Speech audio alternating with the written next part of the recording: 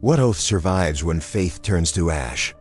So begins the forgotten chronicle, its runes flickering like dying stars across parchment older than the Imperium itself. Scholars of the Ordo Chronos once whispered that such a question was never meant for mortal minds. Yet here it returns, breathing, stirring, resurrecting its own sorrow. Across the galaxy, the echoes of gods and tyrants bleed together, and the war that has never ended coils like a serpent around every world. In this darkness stands a single name, erased by decree, condemned by the High Lords, yet remembered by the dead. A space marine who shattered his oath, not out of treachery, but out of a truth too terrible to bear. His story does not begin with betrayal, but with prophecy. Upon the fortress moon of Veritas 9, where the sky is forever bruised violet and storms howl with machine spirits, the warrior once known as Brother Acastian received a vision. It was not the holy radiance of the Emperor that descended upon him, but a fractured shimmer that rippled between reality and the great unknown. The librarians declared it warp interference. The chaplains deemed it temptation. Yet Acastian knew what he saw, the silhouette of the Emperor himself, turning away from Terra as if abandoning his own Imperium. This revelation gnawed at him, a silent blade slicing the marrow of his faith.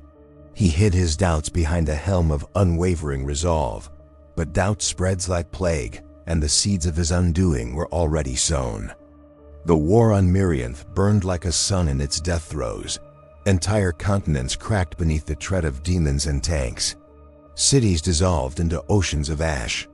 Acastian fought at the vanguard, his bolter roaring scriptures of death. But even amidst the slaughter, the vision haunted him, whispering beneath the thunder of battle. When a mortal guardsman fell to his knees beside him, begging to be spared execution for retreating, Acastian felt something shift. Instead of delivering the Emperor's judgment, he extended mercy, a mercy forbidden, a mercy that stained him darker than any heresy. For in the eyes of the Imperium, mercy is weakness, and weakness is treason. The Commissar saw his hesitation. Reports were filed.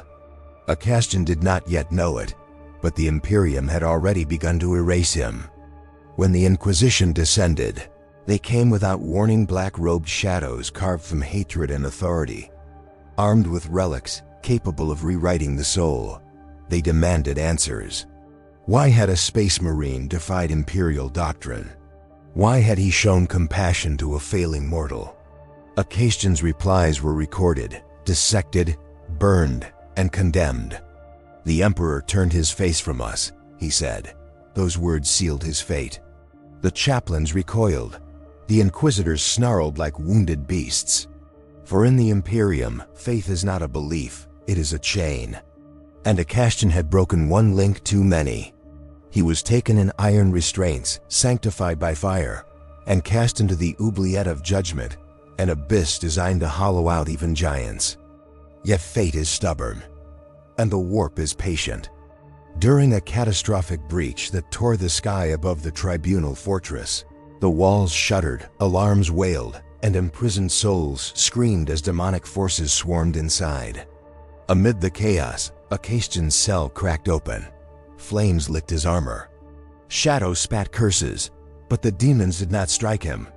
Instead, they withdrew as if repelled by some unseen decree. A lone librarian, dying but resolute, thrust a memory engine into Acastian's hands and whispered, "What you saw was not heresy. It was warning." This fragment of truth, delivered in a blood-choked gasp, reshaped Acastian's destiny. The Imperium had judged him heretic. The warp had spared him. Neither answer was acceptable. So he walked a third path, exile. Acastian traversed the void in a stolen frigate, hunted by kill teams, tracked by astropaths whose minds bled from pursuit. His journey carved a scar across the star map, through regions where even the Mechanicus dared not tread. On a nameless world drowned in fog and ruins, he found a monolith, its surface etched with symbols older than mankind.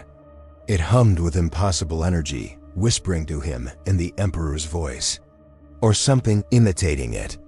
It spoke of a fracture in destiny, a divergence born from a single truth the Imperium had buried 10,000 years ago. But before the message could complete, the monolith cracked, its light snuffed out as though choked by a cosmic hand. Acastion fell to his knees, gripping the dying stone as it crumbled into dust. He had tasted revelation, just enough to curse him with hunger. Meanwhile, rumors of a renegade marine spread like wildfire.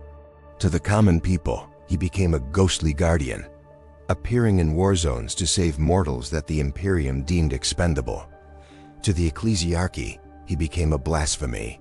To the Astartes, he became an embarrassment proof that even engineered demigods could falter. And to the Inquisition, he became a threat that could not be allowed to breathe. They deployed assassins, psychic hunters, exorcised relics forged for annihilation. But each time, Acastion survived not through heresy or chaos, but through a strange, invisible protection that defied every law of the warp and the Emperor alike. It was as if something ancient, something watching, refused to let him die. In the forgotten trenches of Varnesian's moon, Acastion encountered the guardsman he once spared. The man was barely recognizable, scarred, blind in one eye, carrying the weight of a war he should never have survived. "You saved me," he whispered. "But not for mercy, for purpose. I dreamed of you." "Something is calling you," Acastion stiffened. Mortals should not share visions with Astartes. And yet the guardsman described the same image, the Emperor turning away. This shared nightmare chilled Acastion more than any Inquisitor ever could. Fate was tightening around him. Someone or something was aligning him for a revelation that the Imperium desperately feared. The final turning point came upon the desolate world of Carthos, where the sky split like a wound and a beam of golden, impossible light rained down. Every soldier fell to their knees, believing it a miracle, but Acastion felt dread, not awe. He stepped into the radiance, and inside he saw a silhouette familiar yet fragmented, glorious yet broken. A voice thundered, distorted by the static of eternity. "Do not seek me." The words struck him like a bolt around. The Emperor, if it was him, was warning him away. Refusing truth was worse than denying it. Why would a god fear revelation? Acastion reached out, but the light exploded into shards, burning the ground to glass. The vision fled, leaving only silence. By now, the Imperium declared him extremist-level heretic. His former brothers swore to bring him in dead or obliterated. They confronted him in the ruins of a cathedral sunken beneath centuries of bones. The battle was brutal, a symphony of sorrow forged in ceramite and blood. Acastion did not kill them. He only disarmed, disabled, and wept. "Brothers," he said, "the truth will kill us all if we keep hiding from it." But they could not understand. They fought for doctrine. He fought for revelation. When the last of them fell unconscious, Acastion fled not out of fear, but out of the terrible certainty that his path no longer belonged to mortals or demigods. His journey led him to the edge of the Cicatrix Maledictum, where reality frayed and the stars bled shadows. There, aboard his battered frigate, he activated the memory engine he had carried since his escape. The device flickered, sputtered, and finally projected an image broken, unstable, yet unmistakable.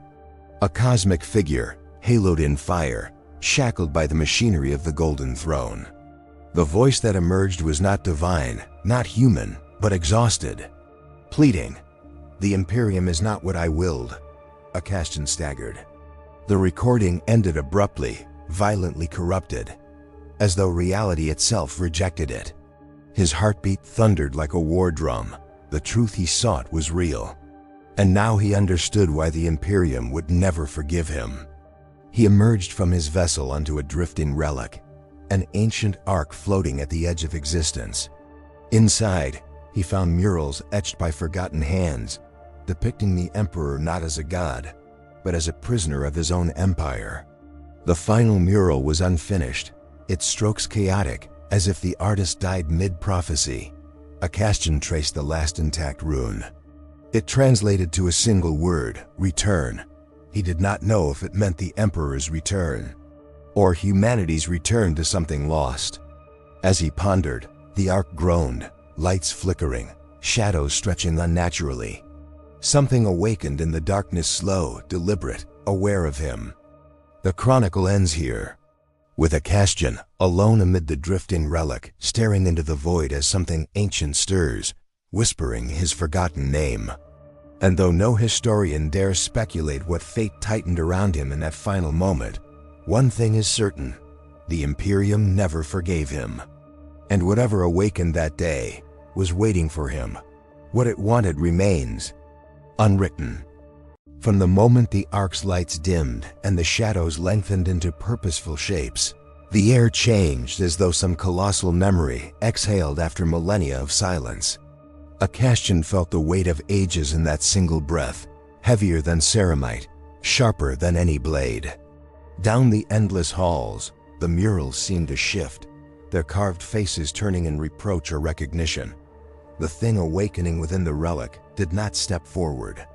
It unveiled itself slowly, like a truth rising from the deep, a presence older than the Imperium, predating humanity's first trembling spark.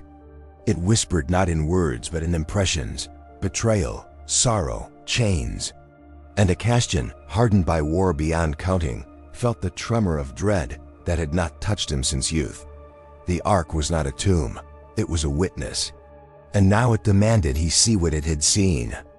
Across the Imperium, psychic tremors rippled through the veil, rattling the souls of astropaths and twisting the prayers of the devout. In the hallowed cathedra of Vespera Prime, a single ecclesiarch felt his rosary shatter in his hand, each bead splitting as though struck by invisible lightning.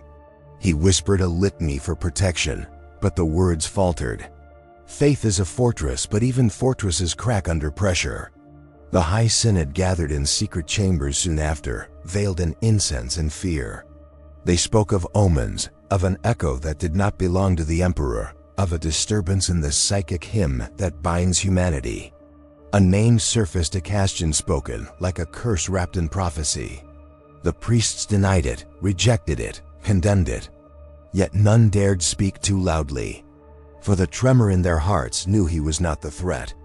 He was the signal. Among the Astartes, the schism widened. Chaplains thundered sermons of unwavering obedience, but the younger warriors began to question the tremor in the warp song they felt through their gene-forged souls. If a space marine could be exiled for mercy, then what other virtues had the Imperium declared heretical?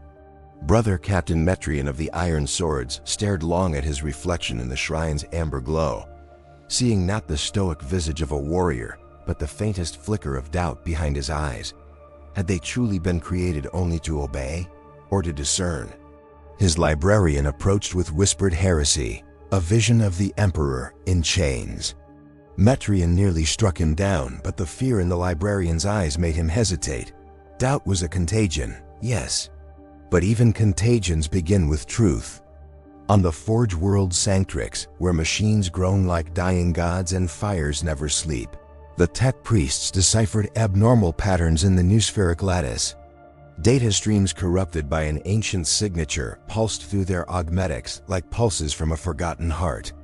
One Magos dared interpret the anomaly as pre-imperial, older than the Mechanicum's deepest archives.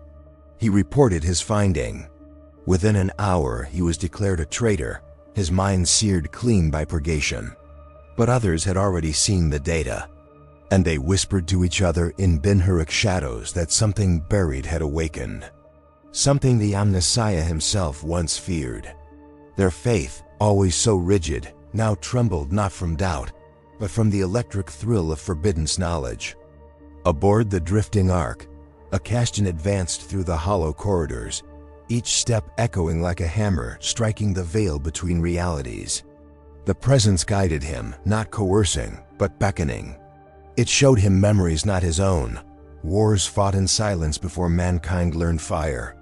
Titanic beings locked in chains of light, a throne not of gold, but of bones and suffering. He saw armies bowing not in worship, but in sorrow. And through it all, a solitary figure walked radiant, wounded, resolute.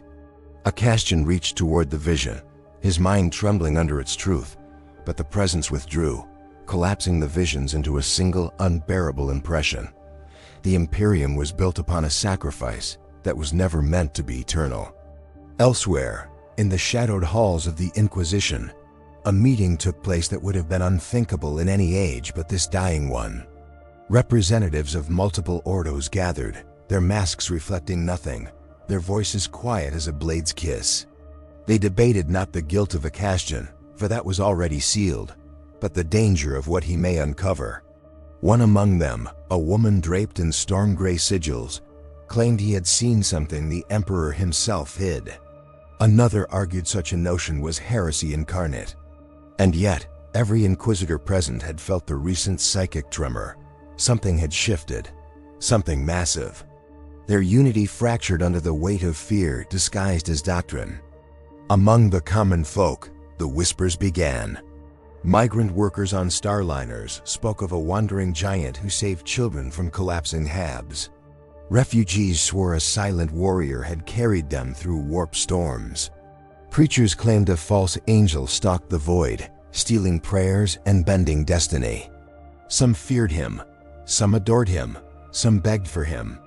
The administratum responded with propaganda decrees, rewriting Acastian's name into a litany of crimes renegade, apostate, warp-touched. But the more the Imperium insisted he was a monster, the more the downtrodden clung to the hope that he was something else. Hope is dangerous in the 41st millennium. Hope sparks rebellion.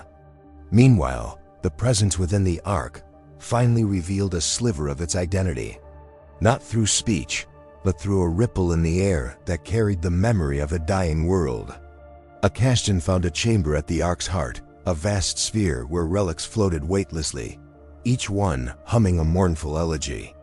In the center drifted an object wrapped in golden cloth. When he reached for it, the presence surged not to stop him, but as if holding its breath. Within the cloth lay a shattered mask, a death mask sculpted in the Emperor's likeness. But younger, mortal, sorrowful, the edges bore burned marks from psychic flame. This was no mere relic, it was evidence. Evidence that the Emperor had walked among mortals long after he was supposedly entombed. On Terra, the High Lords convened in panic. Reports of the Ark's awakening reached them through channels that should never have been breached. They debated annihilation strikes, solar obliteration, hunting fleets. But behind their iron facades, many feared the same truth. If the Emperor had once walked among men in secret, then what else had he concealed? Their authority, their doctrines, the very foundation of imperial law trembled. The scheming among them, always vicious, turned desperate. For in the Imperium, truth is more lethal than any heretic. And this truth threatened to unmake them. As political fear deepened, the Sisters of Battle received visions hundreds across the galaxy, all identical. A single armored figure walking through ashes toward a broken throne. They assumed it symbolized an incoming heresy, a new age of war. They armed themselves, prayed fiercely, burned incense until the air shimmered. But none spoke aloud the silent dread twisting their faith, that the figure in the vision did not walk against the Emperor, but toward him, seeking, knowing, unforgiven. The Canoness Superior held her tongue, for she feared the only truth more than death, that faith itself was being tested by the one who created it. On the Ark, the presence tightened its grip around reality. Acastian sensed that whatever dwelled here did not seek to harm him, it sought witness. It pushed memories into his mind, a council of ancient beings arguing over the fate of humanity, a golden figure haloed in fire pushing them aside, a bargain sealed in blood and eternity. The Emperor had not ascended through divine destiny. He had been bound by necessity, by sacrifice forced upon him. The golden throne was not meant to imprison a god. It was meant to contain a wound that now leaked. Acastian staggered under the weight of revelation. But before he could gather himself, the relics around him shuddered violently, the Ark screaming like a beast torn open. Then came the final break. A holographic figure flickered into life, an ancient custodian record long buried. The warrior's voice shook with desperation. If you see this, then the seal has ruptured. The throne's truth is unbound. The Emperor did not ascend, he was condemned. The recording cut off, its final word devoured by static. Akastian froze, the revelation striking like thunder from a dying star. If this was true, if the Emperor's divinity was a prison, not a miracle, then the Imperium was built upon a lie older than its own birth. In that moment, the ark split open, light and darkness flooding the chamber. And something stepped through the rupture, wearing the shape of a god it was never meant to imitate. From the moment the thing stepped through the rupture wearing the semblance of divinity like a stolen skin, the ark convulsed in silence, as if refusing to breathe. Akastian felt neither fear nor awe, only the abyssal pull of recognition. The figure moved with impossible slowness, its golden form cracked, hollow, and flickering like a ghost trapped between realities. It spoke without sound, its presence invading his mind with memories not his own, battles fought before humanity learned language, sacrifices bound by cosmic law, and a throne forged not for rulership, but for containment. Akastian trembled. The figure was not the Emperor, yet bore his agony. Then, in a voice that seemed to echo from the marrow of creation, it asked a question no mortal should hear. Do you wish to know what he hid even from himself? Across the Imperium, something ruptured, not in matter, but in faith. Chaplains awoke screaming from dreams of a golden figure shedding its armor to reveal a star burning itself alive. Planetary governors collapsed mid-proclamation as vision struck them blind. Even the most disciplined Astartes felt a fracture in their spiritual core, a subtle unthreading of the creed they had sworn to. Brother Captain Metrian knelt in his quarters, gauntlet hands shaking as he realized he no longer knew the Emperor's face, only a shattering light where certainty once lived. If he is a lie, he whispered, then what are we? No answer came. Only the trembling hum of a universe that suddenly felt much older than the Imperium had ever taught. On Terra, the Astronomicon flickered, a heartbeat missed, a pulse faltering. The Adeptus Custodes stood motionless at the foot of the golden throne, each warrior feeling a ripple beneath the stone as if something beneath the sanctum shifted in its sleep. The Captain General felt a coldness none of their kind should know. For 10,000 years, they had sworn their lives to an unchanging vigil. Now, the throne felt restless. A faint vibration crawled through the custodian's armor, as though fingers scraped against the walls behind it. He dared not speak it aloud. Even a whisper could become a heresy that buried worlds. But in the silence between heartbeats, he felt the Emperor's presence flicker like a candle gasping for air. In the underhive of Morven's reach, a blind prophetess clawed at the stone, leaving bloody streaks as she shrieked visions to anyone who would listen. The light is bleeding. The God Emperor is wounded anew. Her voice echoed through the tunnels, carried by fear, desperation, and the psychic residue of something vast and broken leaking into reality. The downtrodden believed her. The enforcers attempted to silence her. But her final prophecy, the one she screamed before her throat burned itself into every listener's soul.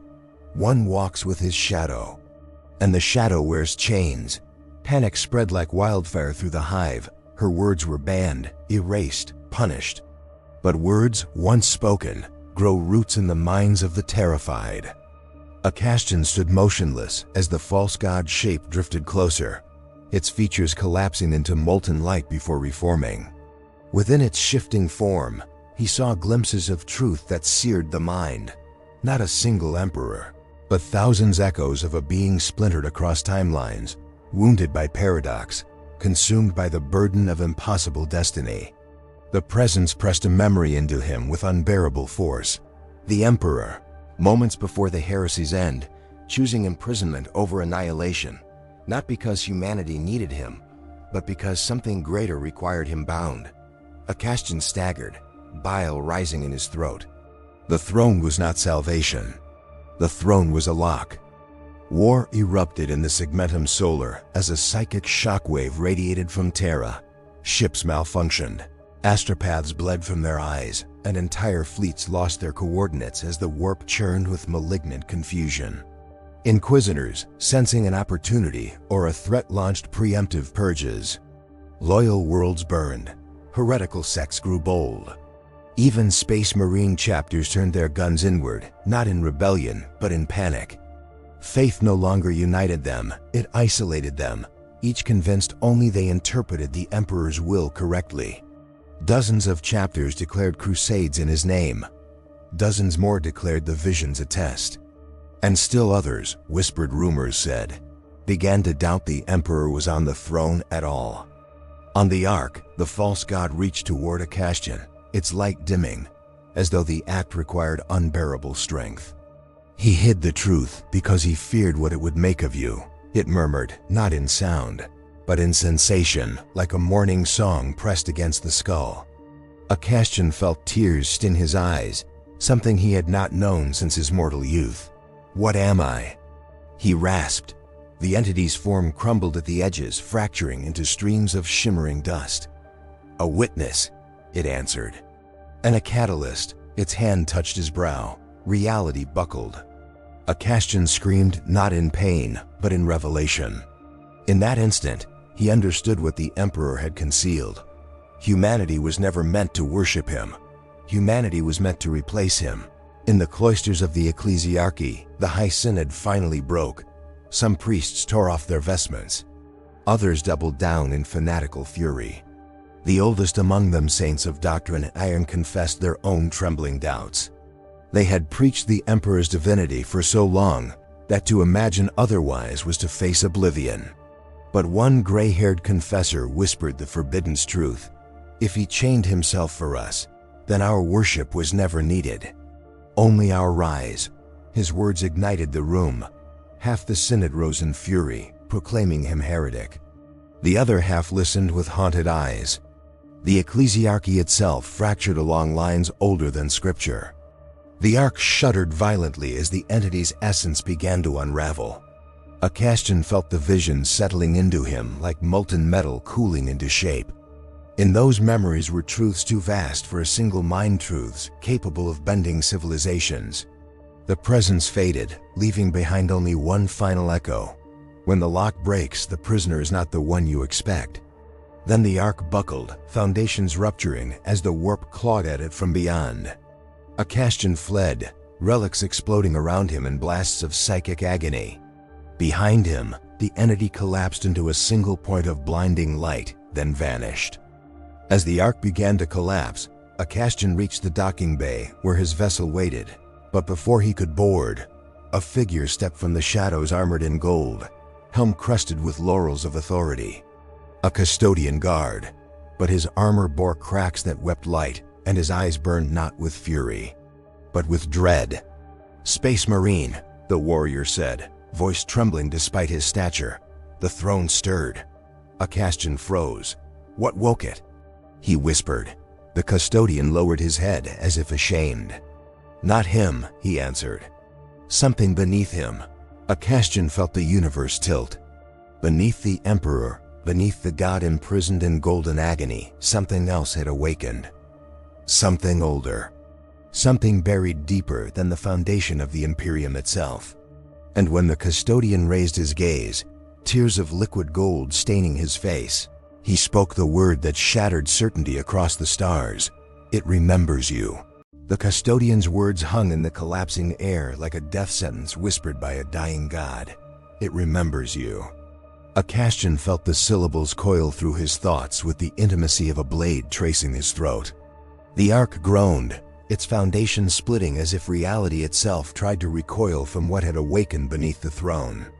The custodian stepped closer, his golden armor flickering between brilliance and ruin, as though something inside him gnawed at the light. "You were there," he said, voice distant, as if recalling a nightmare from someone else's life. "At the forging of the seal, at the moment the Emperor chose chains over oblivion. Your soul carries an echo." Acastion shook his head, denying a memory that pulsed within him like a second heartbeat. The Ark's walls withered, dissolving into shards of luminous dust. And behind them, Something stirred the darkness like a hand brushing against a coffin lid.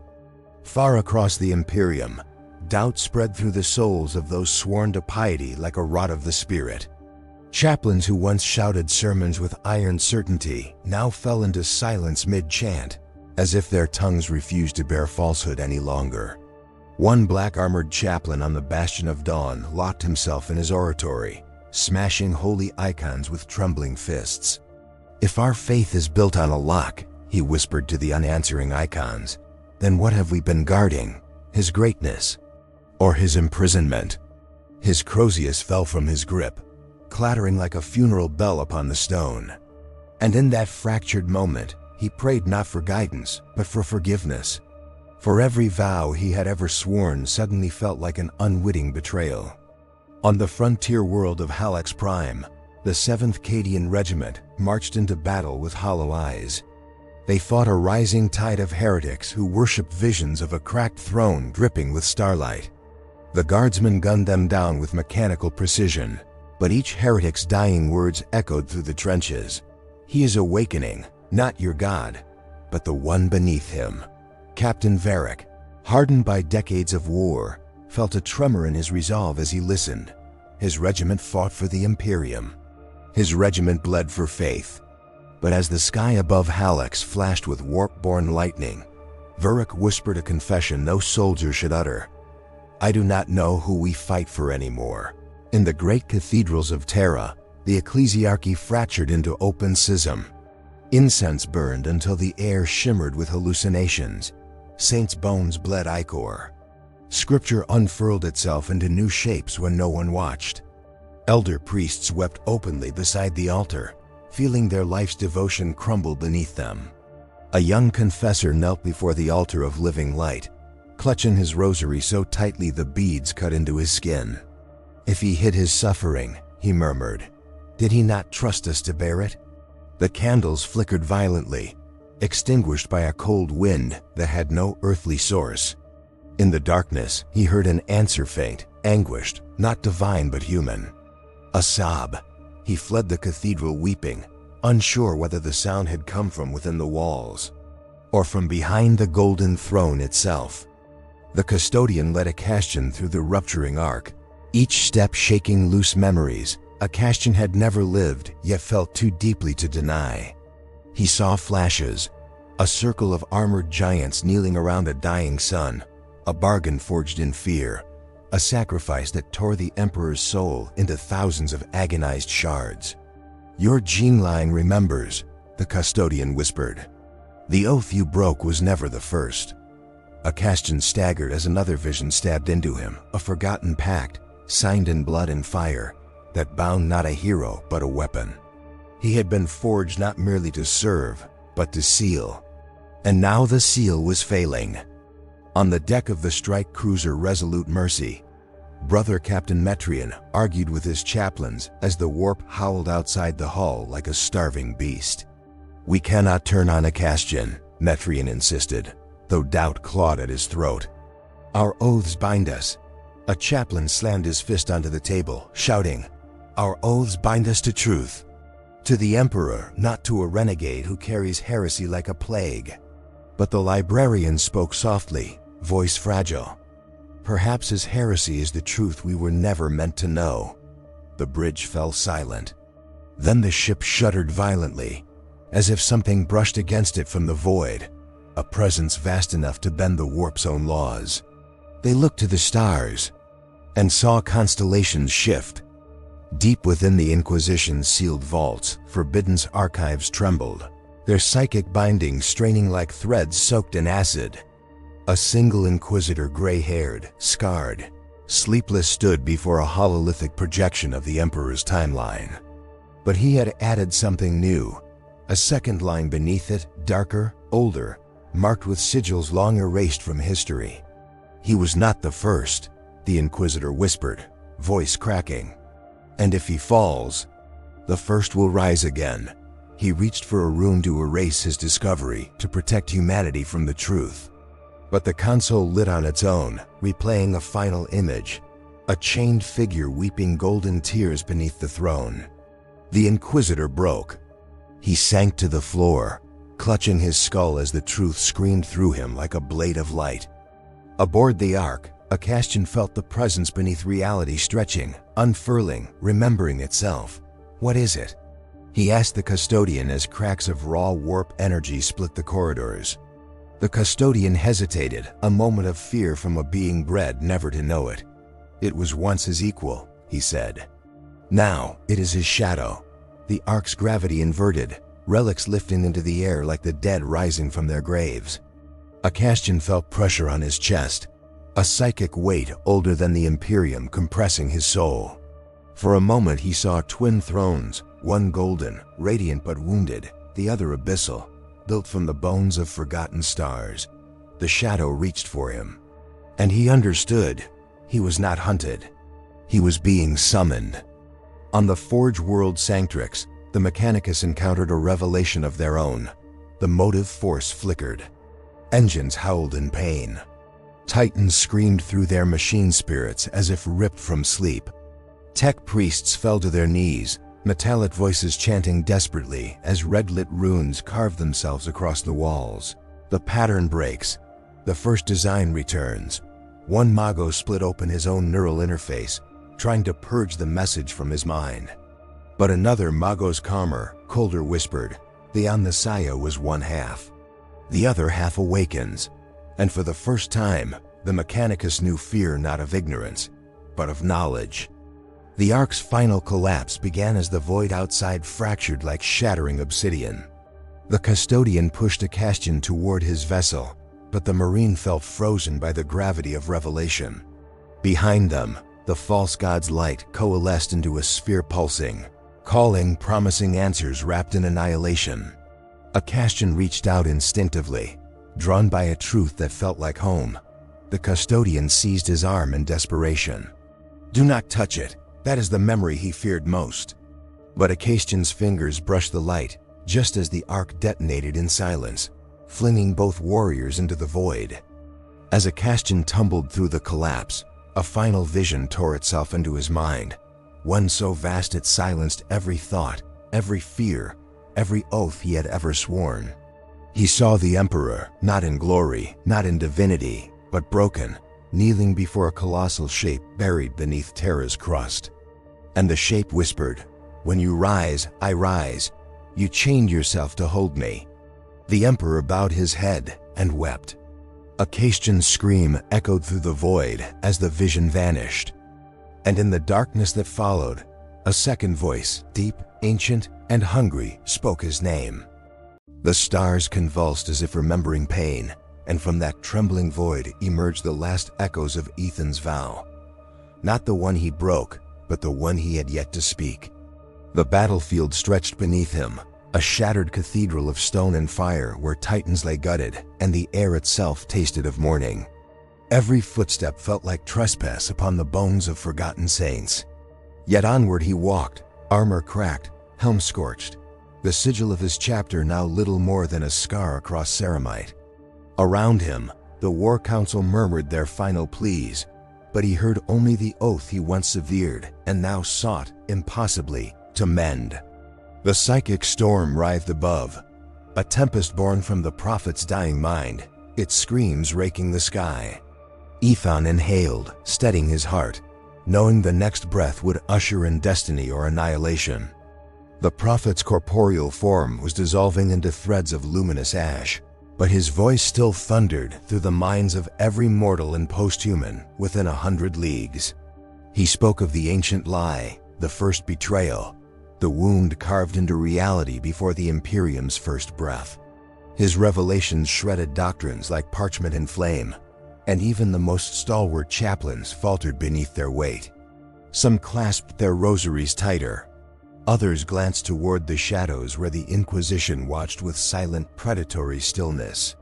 Aethon felt truth clawing at the edges of his thoughts, demanding entry, demanding acceptance. But truth was a blade, and he knew better than most that blades cut both ways. His thumb brushed the broken aquila on his chest, a gesture part prayer, part confession. He wondered if even now the Emperor listened or turned his gaze away in sorrow. Thunderhawk engines screamed overhead as a final barrage bathed the horizon in white fire. Dunes of vitrified sand rolled outward like a tidal wave of glass.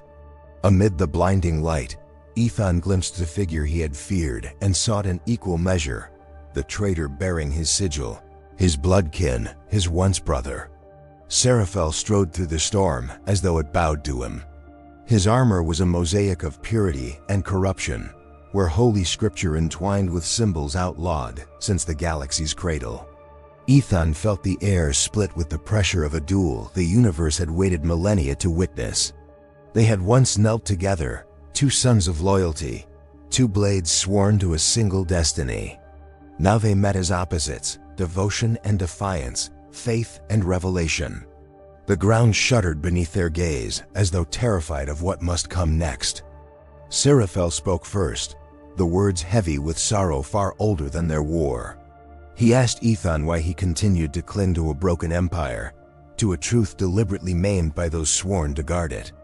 He spoke of scriptures buried beneath vault worlds, of visions suppressed by high lords who feared what they could never control. Aethon's silence was iron, but within him something twisted, a memory he had sealed away.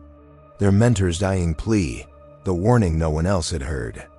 The prophecy that contradicted the Imperial creed in ways punishable by oblivion. Seraphel stepped closer, offering a hand not of temptation, but of brotherhood.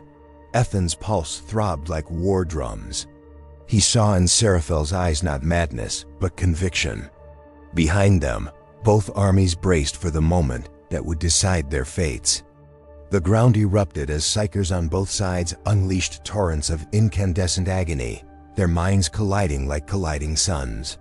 Reality buckled, tore, and resealed in pulses of impossible geometry. Screams of mortals and demigods merged into a single dirge. Aethon charged. Seraphel met him. The clash of their blades cracked the air open, releasing echoes that rippled through time itself.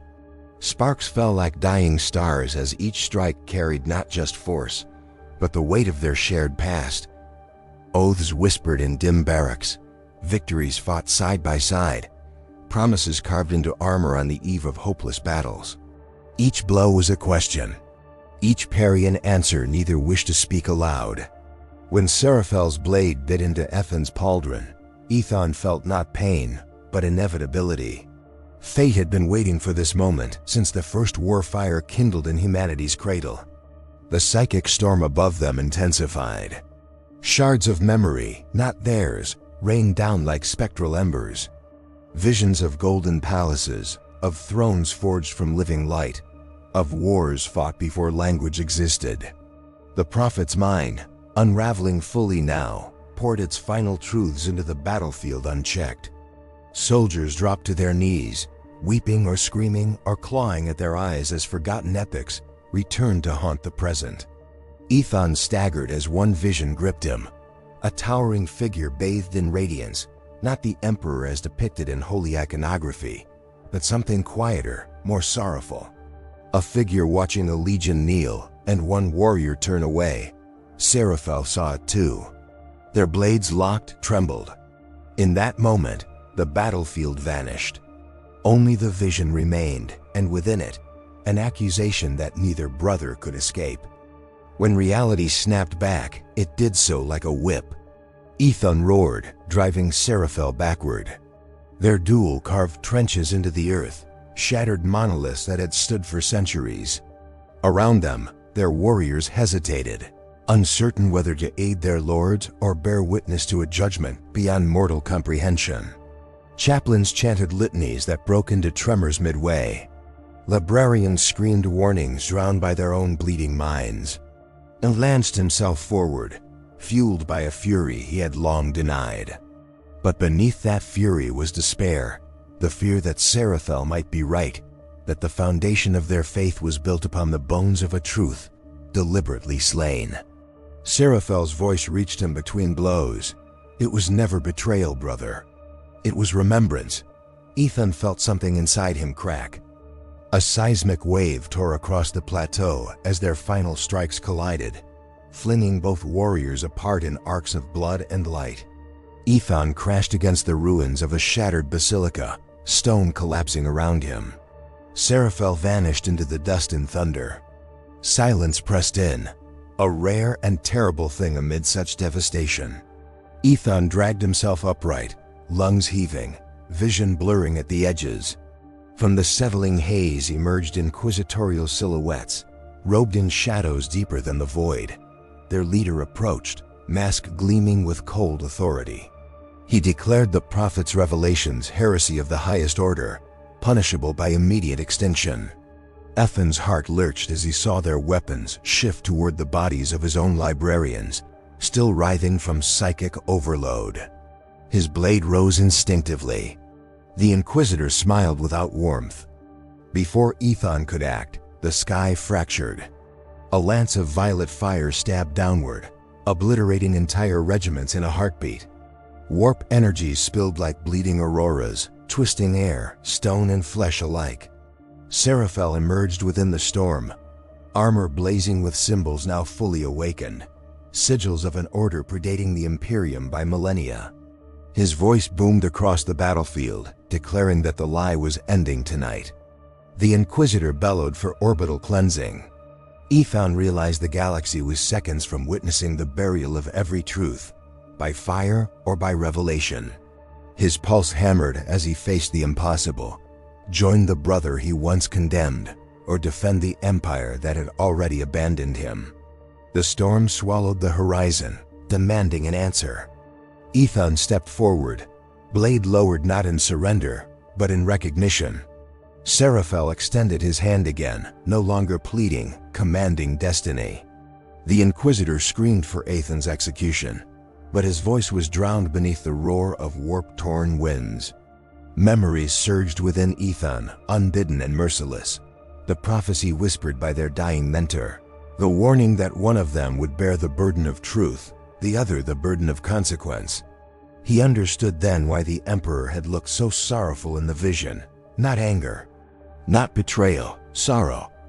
Aethon took Seraphel's hand, and the storm exploded outward, enveloping them both in a sphere of light that seemed to rewrite the very geometry of existence. The armies fell silent, paralyzed by awe or terror. When the light receded, the world was changed. The prophet's body had fully dissolved, leaving behind only a single, glowing seal carved into the earth, a symbol unknown to Imperial archives, yet disturbingly familiar to Aethon. Seraphel stood beside him, transformed. His armor no longer bore the marks of corruption or sanctity, but something beyond both, runes that pulsed like a heartbeat. Aethon felt the same pulse within his own chest. He looked down. The broken aquila on his armor had reformed, reshaped into a sigil matching the one etched into the ground. The Inquisitor whispered a horrified word: pre-imperial. Aethon did not deny it. The truth had chosen him, and it was older than every oath he had ever sworn. A tremor shook the battlefield as the seal began to open, not like a door, but like an eye waking from a long, bitter slumber. Light poured forth, but it carried no warmth. It was the light of galaxies dying, of civilizations erased, of gods forgotten because remembering them was too terrible to endure. Aethon felt his soul recoil and reach forward both at once. Seraphel's voice quivered, the first crack in his certainty. "Brother, this is not what I was shown." The eye widened. Something stirred behind it, vast and patient and aware. The assembled armies screamed as their minds brushed against its presence. Aethon alone stood unmoving. The truth he sought was not a revelation. It was a summons. And now it had answered. The eye blinked. Reality dimmed. The winds died. The warp fell eerily silent. Aethon felt something slip into his shadow, cold and deliberate. Seraphel stepped back, horror draining the light from his features. The Inquisitor fled without a word. Across the battlefield, the living dropped to their knees as though gravity itself had deepened. Aethon looked into the awakening light and understood with chilling clarity. The oath he once broke had never been about loyalty to the Imperium. It had been a vow made long before he was born, one he had forgotten, one now reclaiming him, As the seal completed its opening, a voice older than humanity whispered his true name. The world trembled, waiting for his answer. The light that had shattered the ark and awakened the ancient eye now dimmed to a slow, melancholic glow, washing over a battlefield that seemed impossibly old. Smoke curled like morning ribbons from the twisted husks of titans, their gunmetal shells cracked and leaking ichor.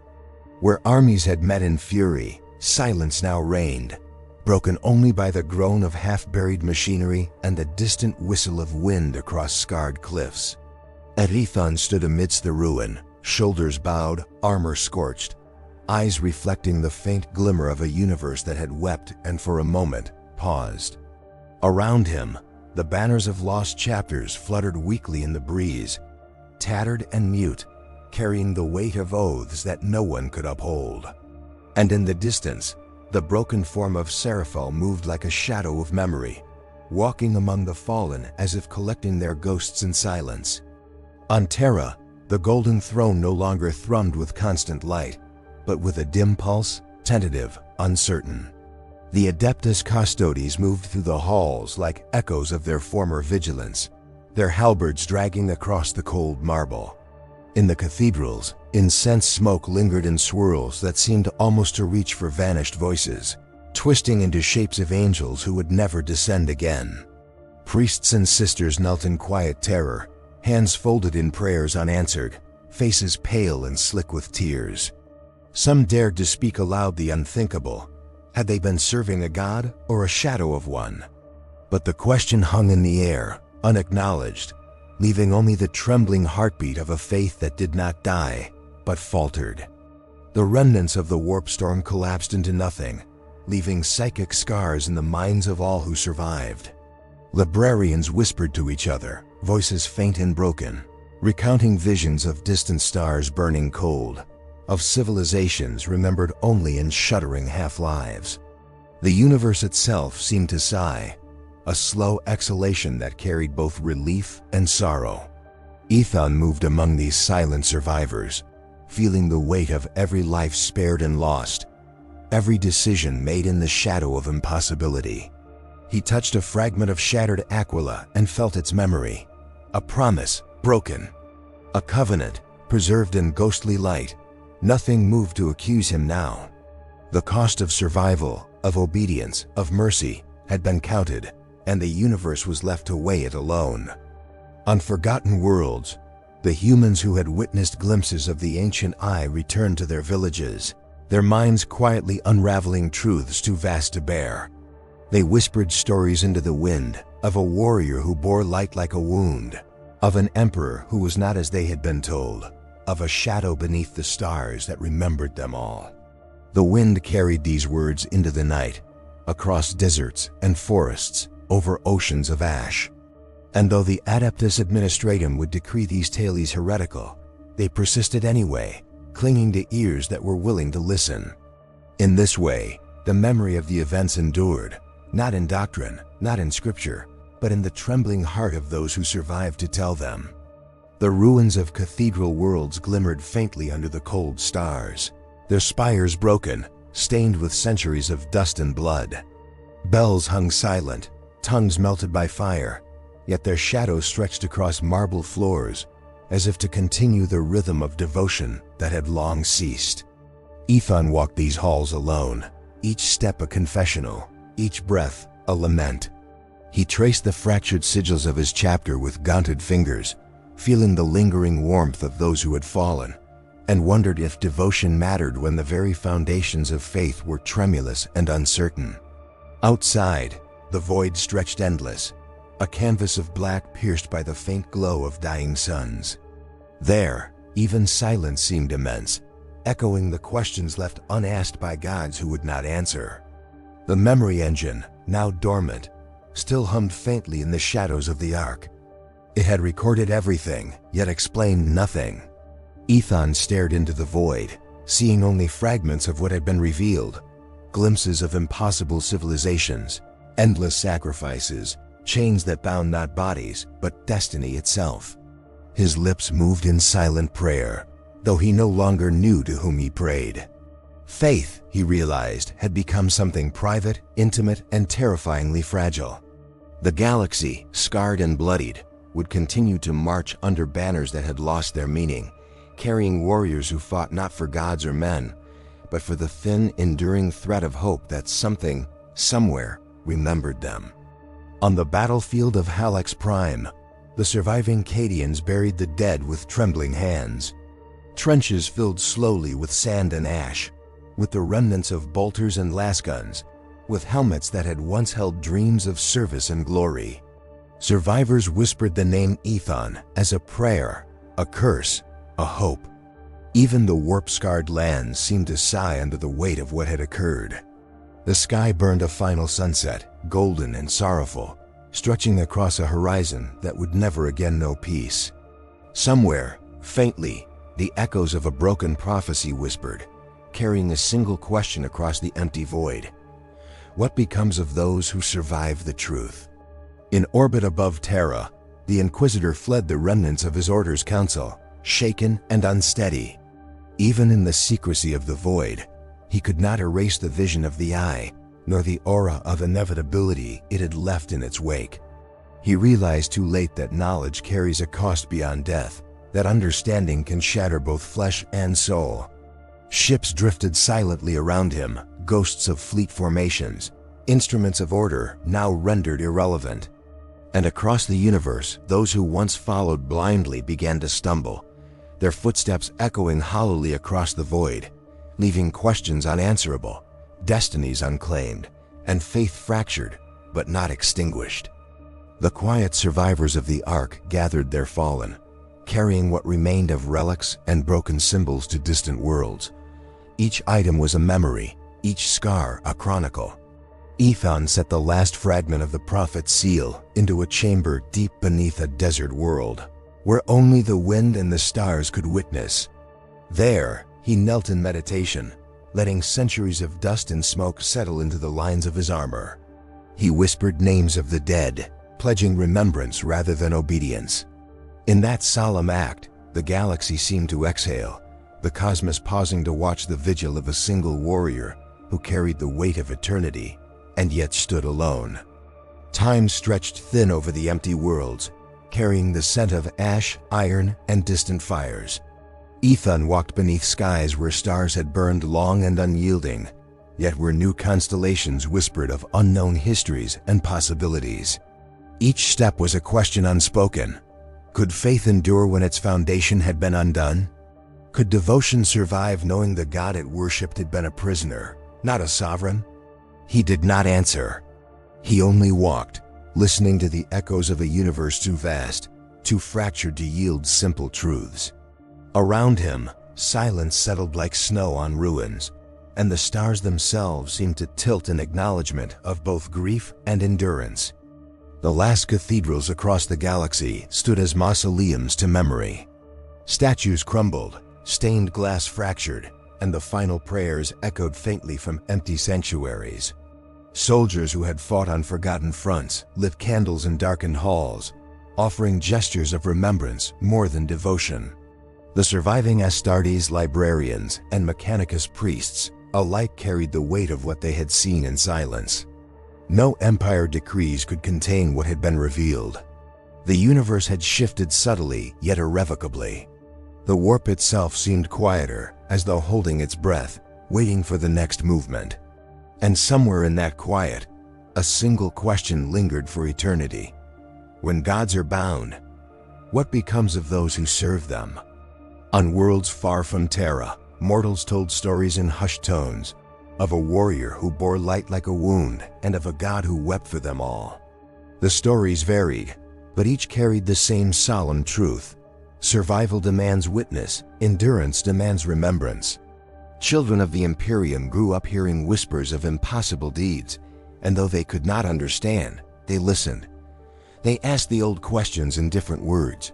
Why endure? For whom? For what?